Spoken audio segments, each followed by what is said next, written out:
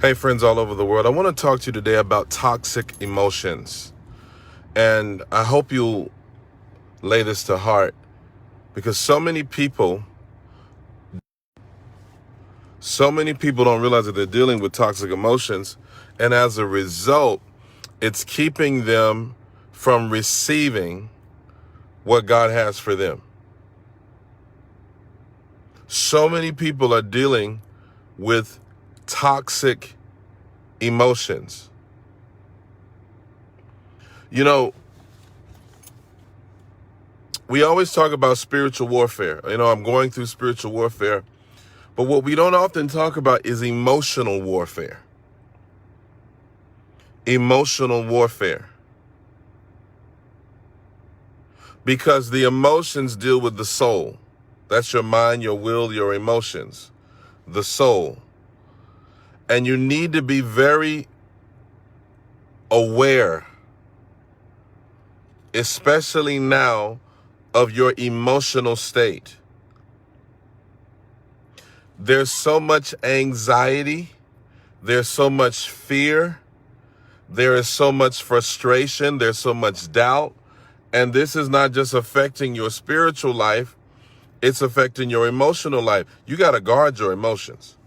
Guard your emotions. Guard your emotions. Steward your emotions. Because, you see, when your emotions are toxic, everything in your life is toxic.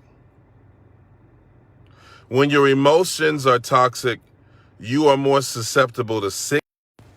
You are more susceptible to break down psychologically.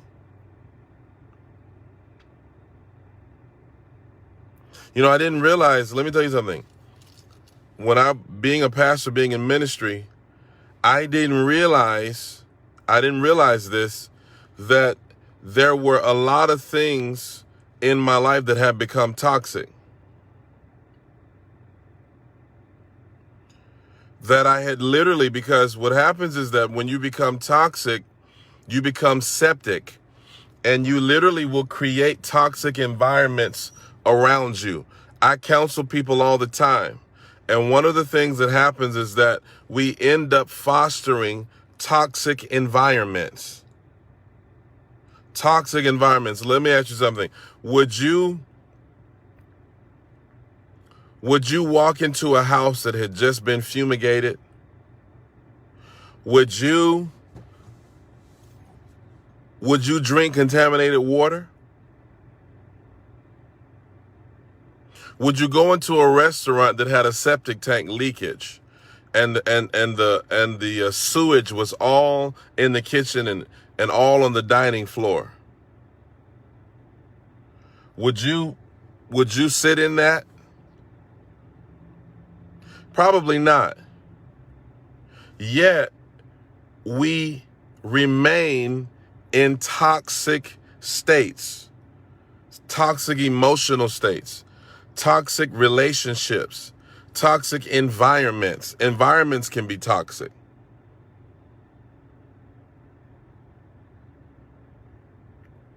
Let me give you some examples of what you need to look out for. Anger is a toxic emotion. Yes, there's a spirit of anger, but anger is a toxic emotion. Did you know that when your emotional state is toxic, or when you are operating in anger, when you're operating in fear, do you know what happens to your body? Your body literally goes into what they call fight or flight.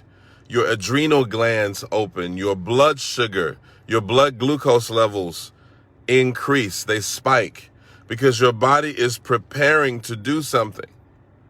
Your body is preparing to do something that you're never going to do. And that's why we have what's called the parasympathetic and sympathetic and parasympathetic nervous system. When you have toxic emotions, it causes your nervous system to dysfunction or to malfunction, and it causes your adrenal glands to be open longer than they should. It causes your sugar to go higher than it should. And this causes a breakdown in your body. It causes your body to become autoimmune. This is very important to understand. That's why the devil wants you in a toxic emotional state all the time. I'm telling you, and I'm learning this, and I've been guilty of this. I've been guilty of being negative. You know, you have to guard your heart. You have to say, you know what, I'm not going to receive that negativity into my spirit. Watch this. You're going to have to make up in your mind to forgive people very quickly. You may say, well, what do you mean forgive? But they did this. No. No.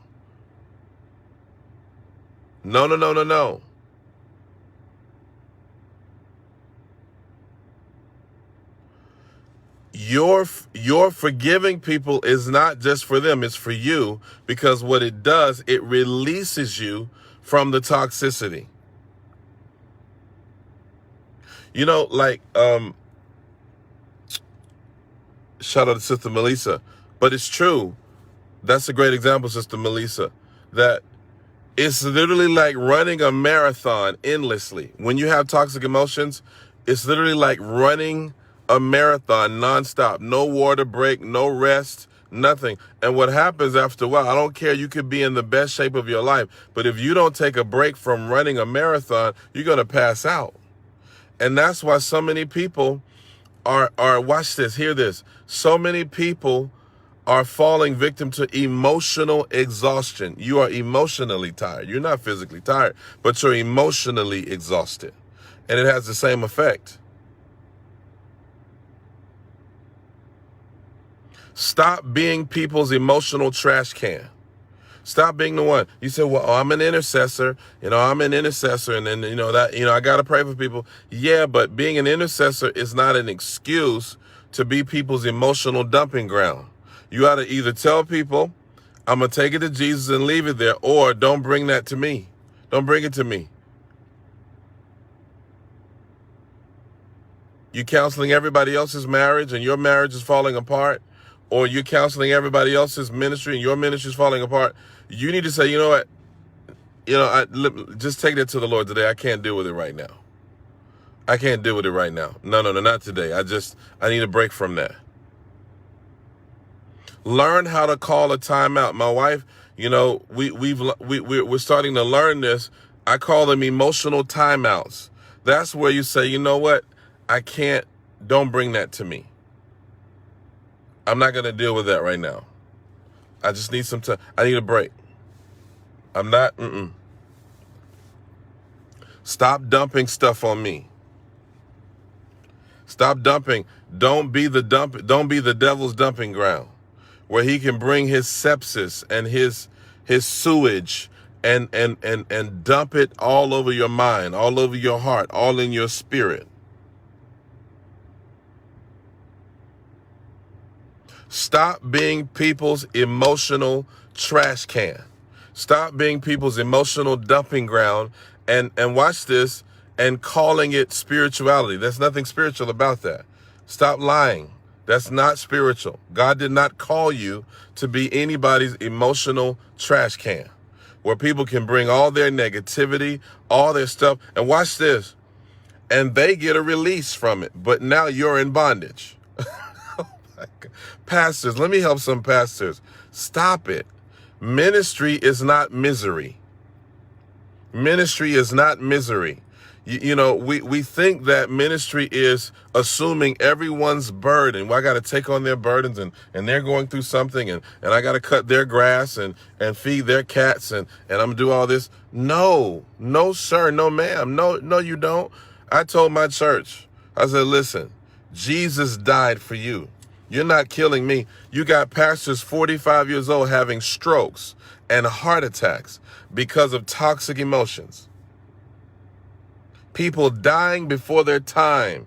And then we say, well, the Lord took them home. Jesus didn't take them home. That had nothing to do with Jesus.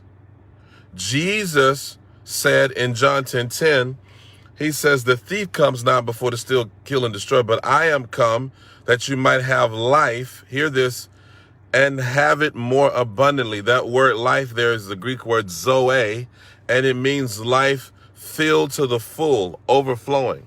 It's the God kind of life. It's the supernatural life. That is a life where you are actually operating in a state of peace. Jesus said in John 14, he said, don't let your heart be troubled. And in the Greek, when that word troubled there means, it means to be exacerbated to the point of being twisted out of shape. And I'm trying to tell so many of us and myself, you got to guard your heart more than you've ever guarded it before. Turn off the television. Turn off social media, except when you're watching me. Other than that, turn it off. Or other great ministers of the gospel. But some of us are overstimulated. We're allowing too much in, and it's creating a toxic internal environment. Yes, I'm telling you. This is one of the things responsible for gout, one of the things responsible for heart disease, one of the things responsible for irritable bowel syndrome. This is one of the things that exacerbates autoimmune disorders. Toxic emotions, fear, anger, bitterness, resentment, unforgiveness. In women, this leads to what they call alopecia or female pattern baldness. There are women losing their hair because what happens is because of toxic emotions, it's affecting their thyroid and their hormones, and their hair starts falling out. And then, of course, even cysts on the ovaries. Let me tell you something. There's medical evidence to prove when you are harboring toxic emotions, it affects your body. It affects your body. It affects your skin. It affects your weight, all of that.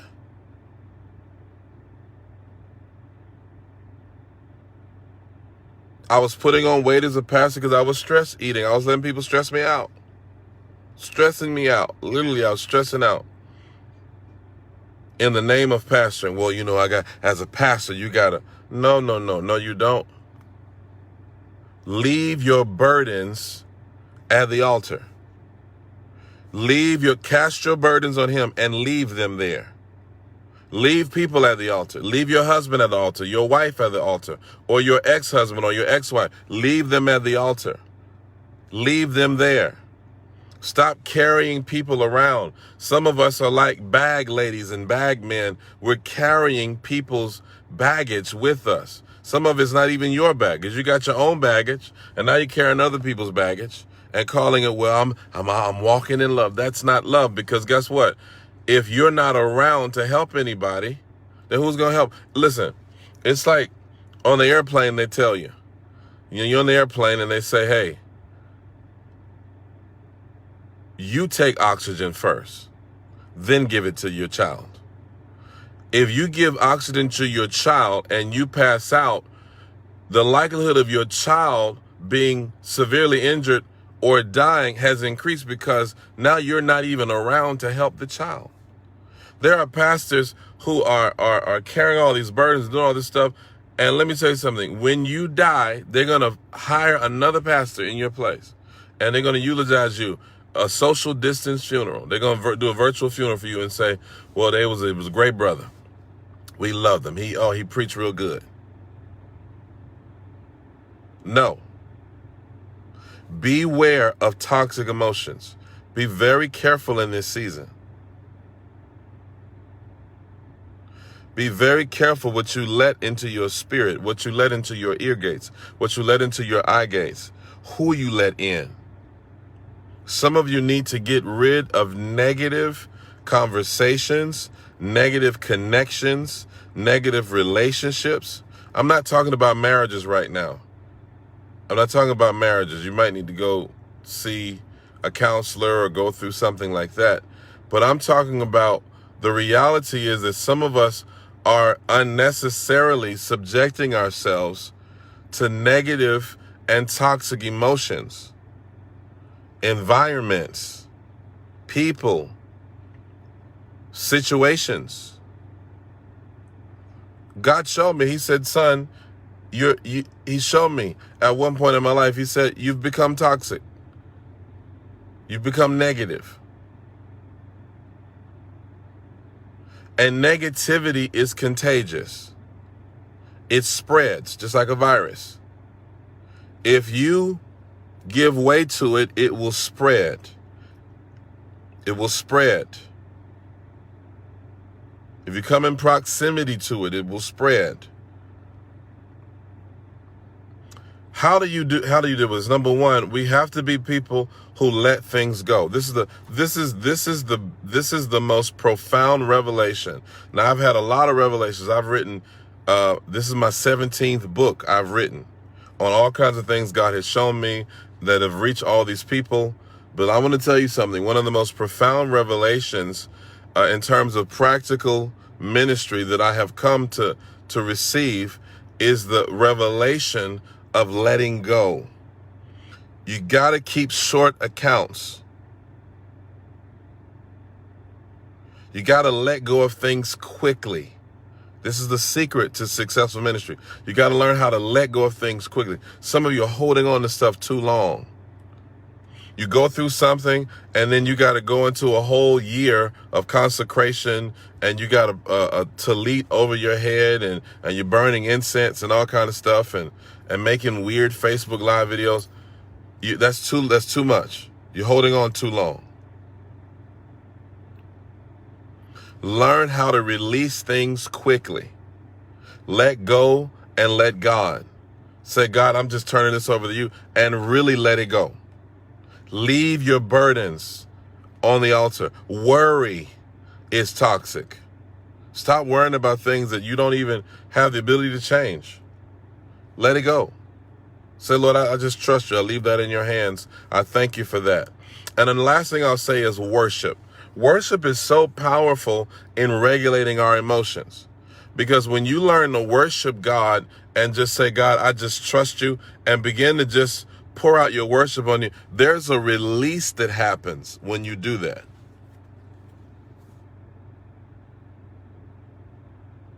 Worshipers are not worriers. Write that down. Worshipers are not worriers. And when people are worshipers, they have longevity. They have longevity. David said that you renew my youth like the eagles.